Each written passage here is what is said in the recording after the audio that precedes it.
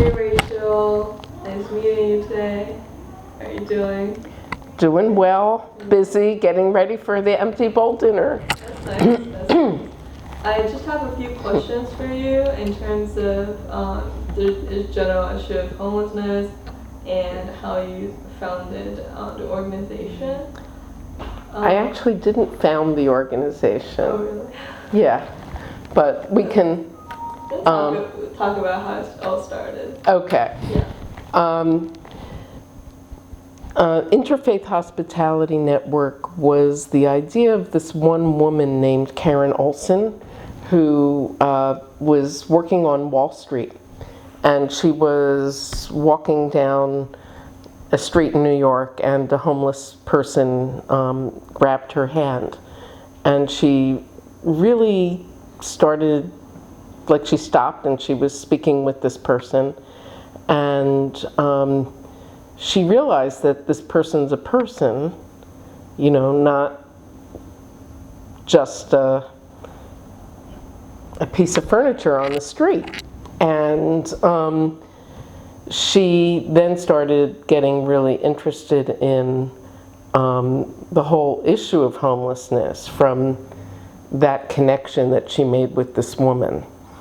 And she realized that in addition to all the people she saw on the street, there were all these families and children who were homeless, and she really wanted to make a difference.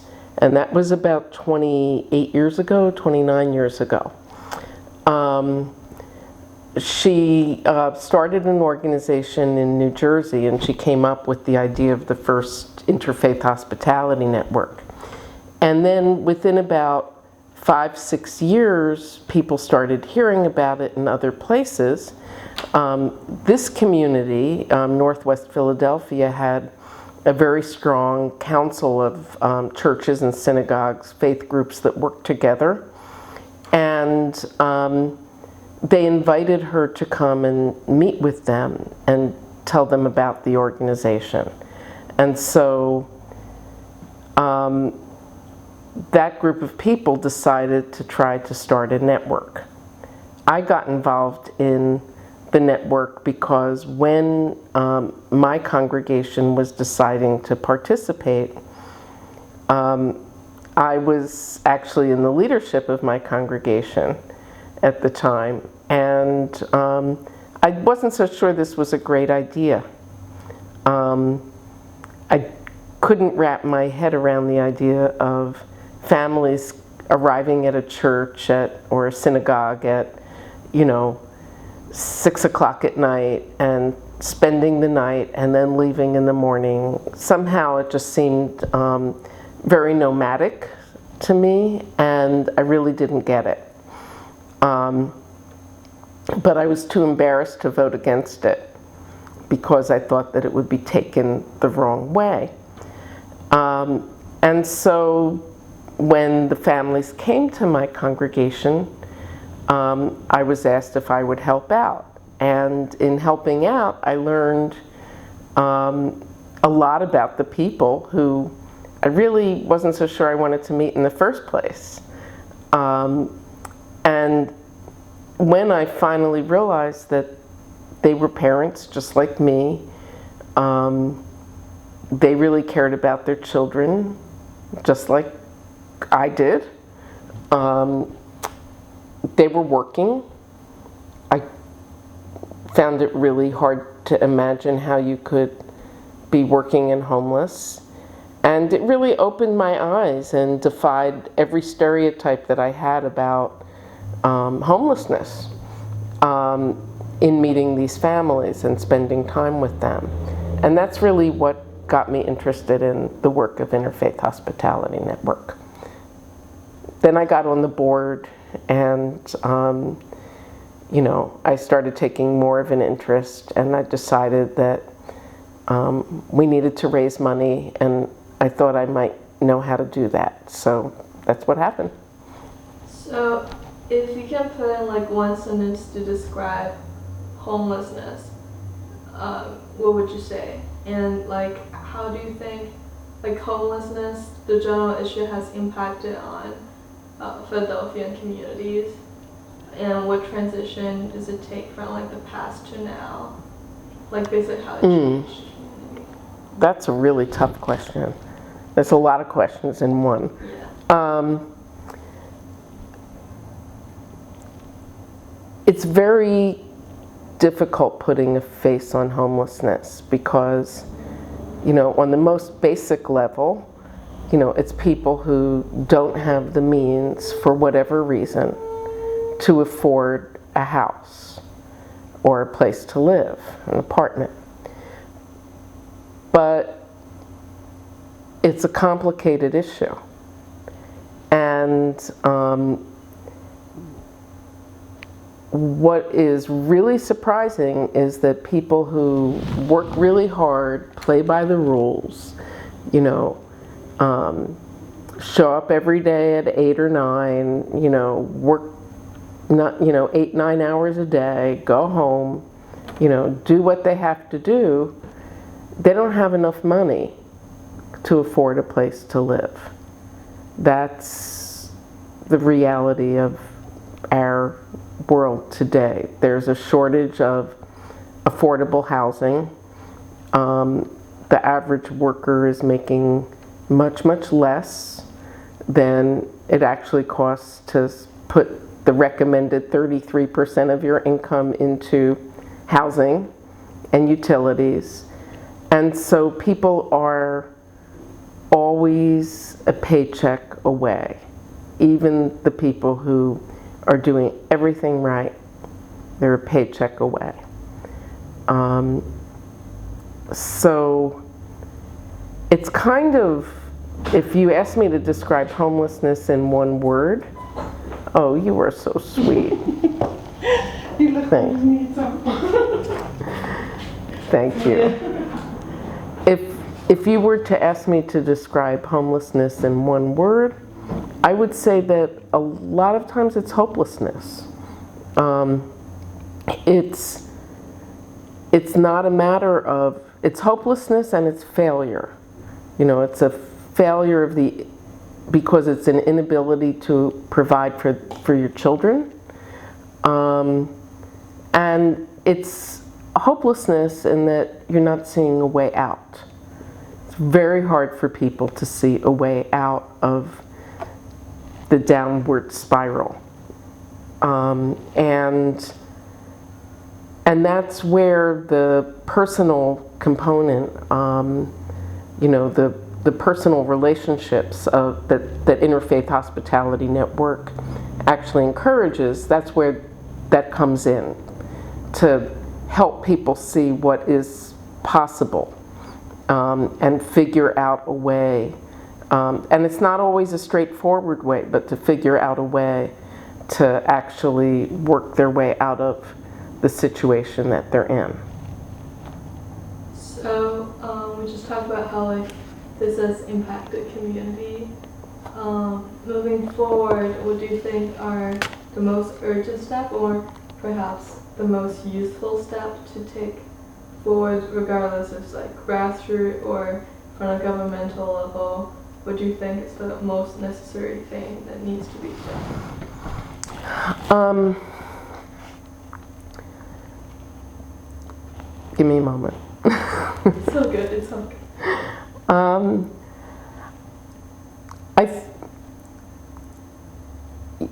You know, I've been here close to 15 years.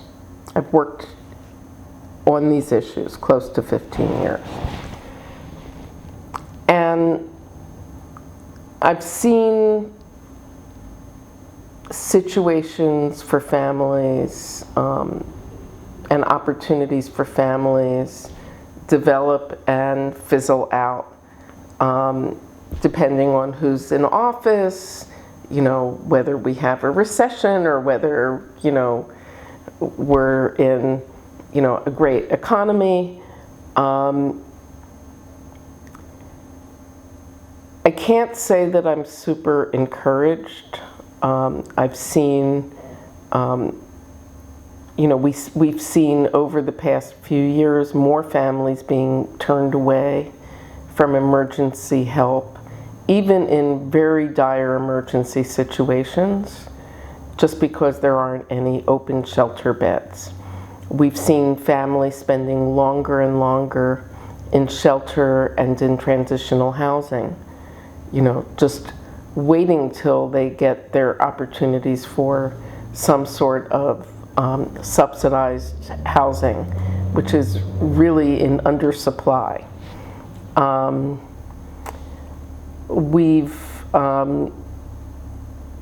We haven't seen things getting much better despite a lot of efforts on a lot of people's part to make things better.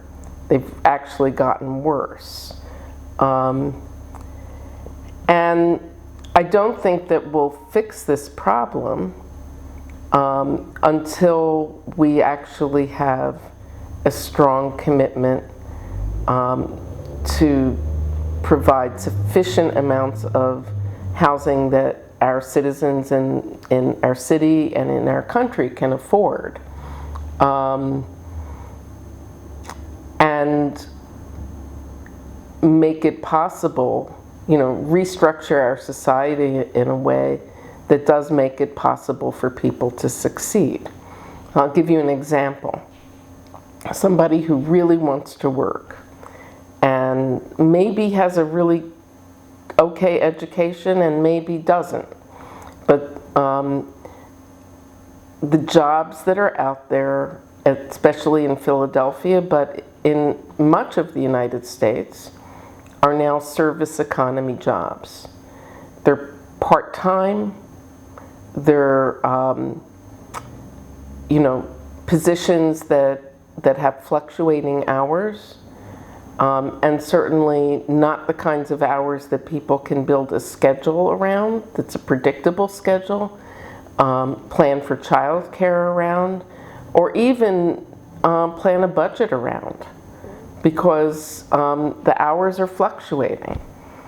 And so, no matter how intelligent a person is and how thrifty a person is, if they can't predict how much they're making, it's very difficult to predict a budget.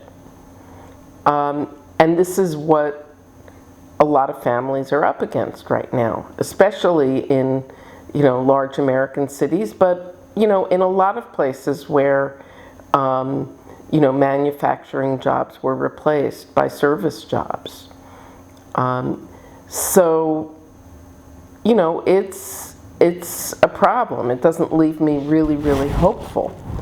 The best that I feel like people who want to make a difference can do is to advocate for policies for more affordable housing and to work for fairer wages and adjusted work rules. So, it's a little gloomy and doomy, but I believe that a part of what we need to do is to really open our eyes and look at who is out there in our society, understand that we've got a problem and we're all part of the solution, and adjust our priorities accordingly. I know it's not a very popular thing to pay taxes, and Pennsylvanians don't believe in paying more state taxes, but the services that people need to thrive don't come from nothing. They do cost money, and there has to be a way to pay for them. So this is the final question about It's a complicated interview. Yeah. I don't know what you're going to do with it. I didn't have quick sound bites for you. It's good. I really like what you said. It's like I'll let you know after this question. The final question is, what do you envision the future of this organization to be? And yeah.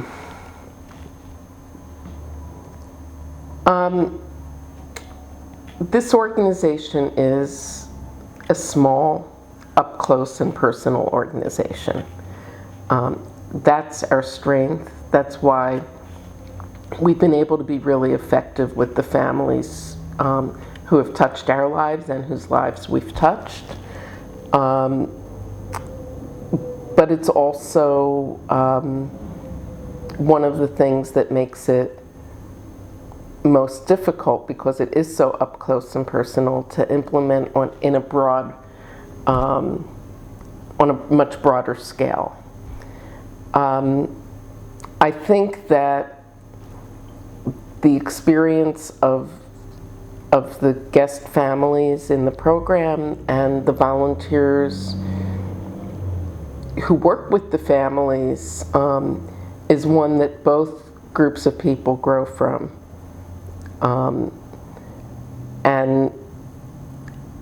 And in a very safe kind of way, it allows people who wouldn't normally connect with each other, get closer together and get a much better understanding of each other and each other's needs.